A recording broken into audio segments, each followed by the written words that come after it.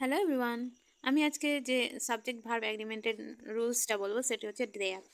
দেয়ার আমরা জানি যখন সেন্টেন্সের শুরুতে ইউজ হয় তখন সেটাকে ইন্ট্রোডাক্টরি সাবজেক্ট বলে।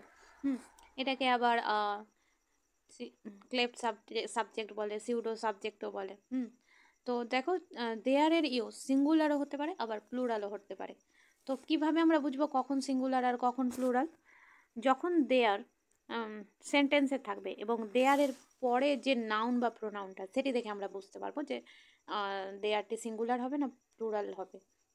তো এবার যদি দেয়ার আছে সেন্টেন্সে এবং যে নাউনটি আছে সেটি যদি সিঙ্গুলারে থাকে, দেয়ারের পরে যে নাউনটি, তাহলে আমরা বুঝতে পারবো যে যে সেন্টেন্স দেয়ার সাবজেক্টটি সিঙ্গুলারে আছে, তাই তারপরে আমরা সিঙ্গুলার ভার্ব ইউজ করব।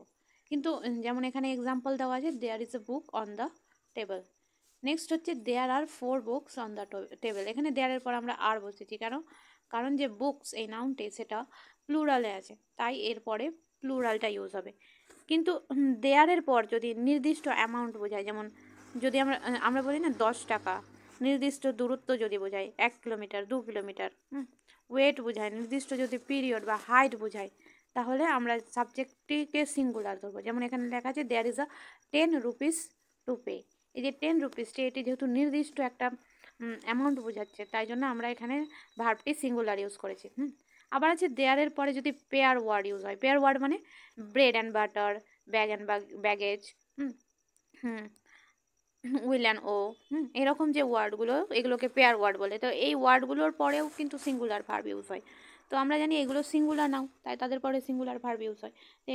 যদি দেয়ার সেন্টেন্সের শুরুতে থাকে আর এই পেয়ার ওয়ার্ডগুলো ইউজ হয়, তাহলে তার জন্যও আমরা কিন্তু সিঙ্গুলার ভার্ব ইউজ করবো। যেমন হচ্ছে there is bread and butter for dinner. এই যে এখানে দেয়ারের পরে যে নাউনটি ব্রেড অ্যান্ড বাটার, এটি একটি পেয়ার ওয়ার্ড এবং সিঙ্গুলার সেন্সে আছে, তাই এখানে আমরা যে ভার্বটি ইউজ করছি সেটিও সিঙ্গুলারে হবে। নেক্সট হচ্ছে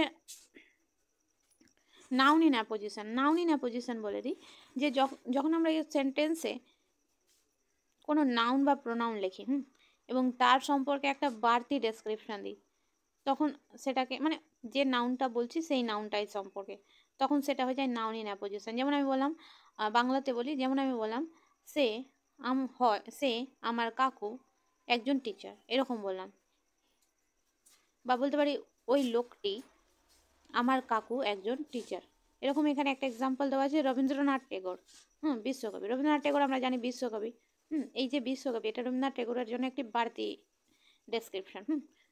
তারপরে কি দিয়েছি, এই যে এখানে দেখে অনেকেও মনে হবে যে রবীন্দ্রনাথ টেগোর আছে প্লাস বিশ্বকবি আছে, মানে দুজনকে বোঝাচ্ছে, দিয়ে ভাবটা প্লুরাল করে দেবে। কিন্তু এখানে আমরা জানি যে রবীন্দ্রনাথ টেগোর আর বিশ্বকবি একজনই, তাই ভার্বটি অবশ্যই সিঙ্গুলার হবে। তাই আমি এখানে যে ভার্বটি ইউজ করেছি সেটা হচ্ছে ইজ।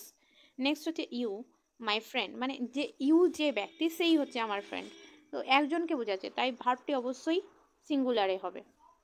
Thank you.